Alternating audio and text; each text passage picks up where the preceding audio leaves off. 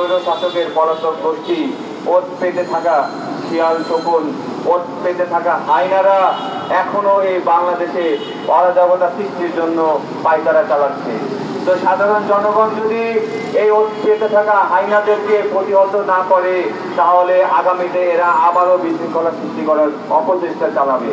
পলাতক স্বৈর শাসক গোষ্ঠী বাংলাদেশের যেই অস্থিতিশীল পরিস্থিতি তৈরি করেছিল, তার প্রতিবাদে যেই ছাত্র, শ্রমিক, যুব নেতারা, সাধারণ জনগণ যখন রাজপথে এই স্বৈরাচারের বিরুদ্ধে রুখে দাঁড়িয়েছিল, তখন এই স্বৈরাচার সরকার তার পোষা পেটোয়া বাহিনী দিয়ে, অস্ত্রধারীদেরকে দিয়ে সাধারণ ছাত্র জনতার উপরে নির্বিচারে গুলি চালায়।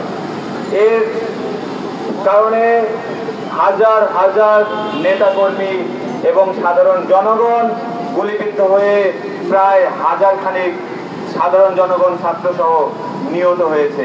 তো আমি সেই শহীদদের প্রতি বিনম্র শ্রদ্ধা জানাচ্ছি, তাদের রুহের আত্মার মাগফিরাত কামনা করছি। প্রিয় সংগ্রামী সাথী ও বন্ধুগণ, এই স্বৈর শাসকের পলাতক গোষ্ঠী, ওত পেতে থাকা শিয়াল শকুন, ওত পেতে থাকা হায়নারা এখনো এই বাংলাদেশে অরাজকতা সৃষ্টির জন্য পায়তারা চালাচ্ছে। তো সাধারণ জনগণ যদি এই ওত পেতে থাকা হায়নাদেরকে প্রতিহত না করে, তাহলে আগামীতে এরা আবারও বিশৃঙ্খলা সৃষ্টি করার অপচেষ্টা চালাবে।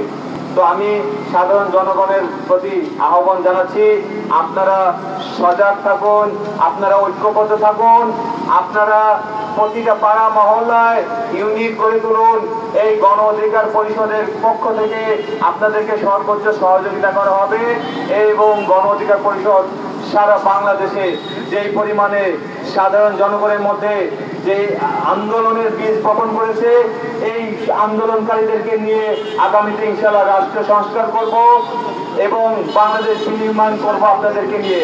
অতএব আপনাদের প্রতি অনুরোধ, আপনারা প্রতিটি জেলা, উপজেলা, ইউনিয়ন, ওয়ার্ড ভিত্তিক এই গণ অধিকার পরিষদের বিভিন্ন সংগঠন, যেমন ছাত্র অধিকার পরিষদ, যুব অধিকার পরিষদ, পেশাজীবী অধিকার পরিষদ, শ্রমিক অধিকার পরিষদ, বিভিন্ন শ্রেণী পেশার মানুষদেরকে নিয়ে আপনারা ঐক্যবদ্ধ থাকুন। এই হায়নারা যেন পুনর্বাসিত হতে না পারে, সেই দিকে সজাগ দৃষ্টি রাখুন।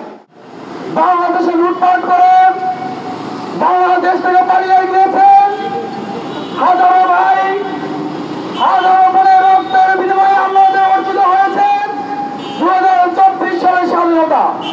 কিন্তু সে পালিয়ে গিয়ে শান্ত হয়নি, সে পর্যায়ক্রমে বাংলাদেশে তাদের সেই আওয়ামী লীগের জানান দেওয়ার জন্য তারা এক এক করে তারা ষড়যন্ত্র চালিয়ে যাচ্ছে।